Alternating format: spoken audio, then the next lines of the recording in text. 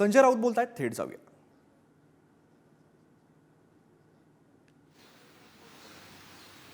प्रभू श्रीरामांना बोट धरून ते राम मंदिरात नेतायत.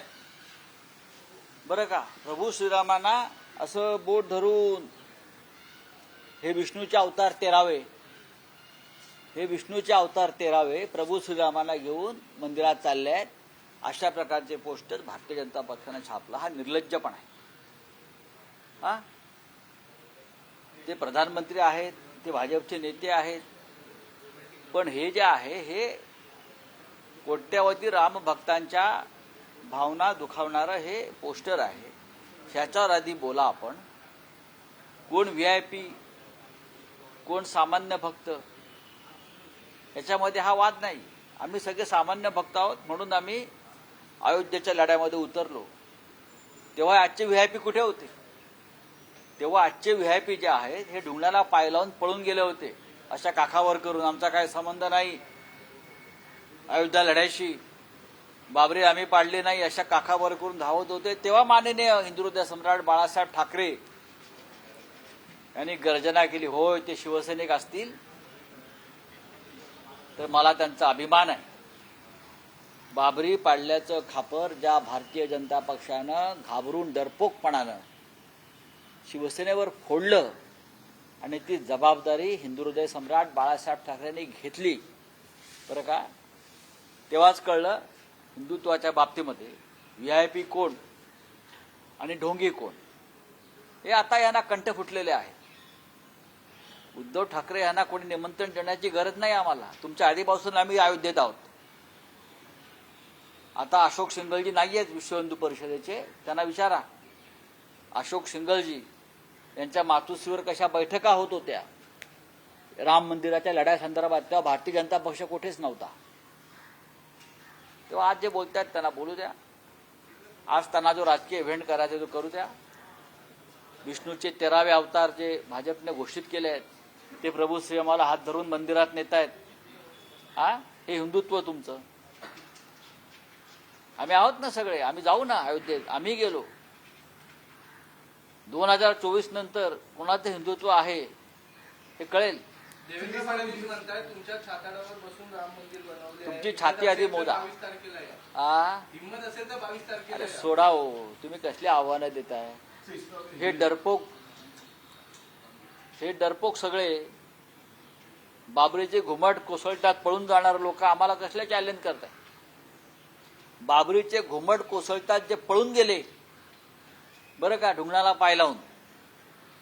आय रिपीट, बाबरीचे घुमट कोसळतात जे पळून गेले, ज्यांना घाम फुटला आणि जे म्हणू लागले हे आमचं काम नाही, हे आमचं कृत्य नाही, बरं का, आम्हाला माफ करा. तेव्हा बाळासाहेब ठाकरेंनी, तेव्हा तुमची हिंमत कुठे गेली होती? तेव्हा तुमची ती छाताडं कुठे गेली होती? तेव्हा ते किती इंचाची होती आम्हाला माहित नाही. तेव्हाची छाताडं तुमची आता फुगली असतील सत्तेमुळे. आता 56 इंच, 58 इंच, 60 इंच आता झाली असती. पण तेव्हा तुमची छाताडं कुठे होती? जेव्हा हिंदुहृदय सम्राट बाळासाहेब ठाकरेंनी जबाबदारी घेतली त्या संपूर्ण लढ्याची, तेव्हा ही छाताडं होती ना पिचलेली. तेव्हा तुमची मनगट सुद्धा पिचली होती आणि छाती सुद्धा पिचली होती. आम्हाला शिकवू नका हिंदुत्व. हा सत्तेचा माज आम्हाला दाखवू नका. प्रभू श्रीरामांचा आम्ही भक्त आहोत. आम्ही कोणत्याही स्वार्थाशिवाय हा लढ्यामध्ये शिवसेना उतरली होती. बाळासाहेब ठाकरेंसह संपूर्ण शिवसेना त्यात सहभागी होती. आणि ज्यांनी पलायन केलं मैदानातून, ज्यांनी पलायन केलं हिंदुत्वाच्या मैदानातून, त्यांनी आम्हाला हिंदुत्व शिकवण्याची गरज नाही. और क्या है? शिवसेनेसोबत जर मोदीचे दिले तर आम्ही 24 जागा लढवू असं प्रकाश आंबेडकर सांगतात. बघा, एखाद्या विषयावर आपण बोललो आहोत त्यात परत तुम्ही त्या विषयात काल बोललो ना. बघा, प्रकाश आंबेडकरजी, ज्यांना आम्ही बाळासाहेब आंबेडकर म्हणतो, बाळासाहेब आंबेडकरांशी आमची चर्चा सुरू आहे. सध्या ते नागपूरला आहेत.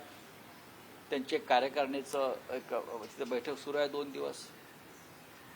नक्कीच अशा प्रकारचं एक प्रपोजल हे पूर्वी बाळासाहेब आंबेडकरांनी उद्धव ठाकरे यांना पाठवलंय की जर महाविकास आघाडीची युती होणार नसेल, म्हणजे एकत्र येणार नसणार, तर आपण 24 जागा लढवू, हे सुरुवातीचं त्यांचं प्रपोजल आहे.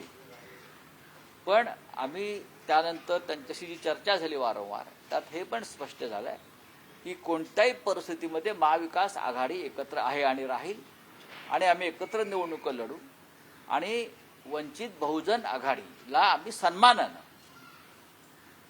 आम्ही अत्यंत सन्मानानं या आघाडीत सामील करून घेऊ, असं आमचं त्यांना प्रपोजल आहे.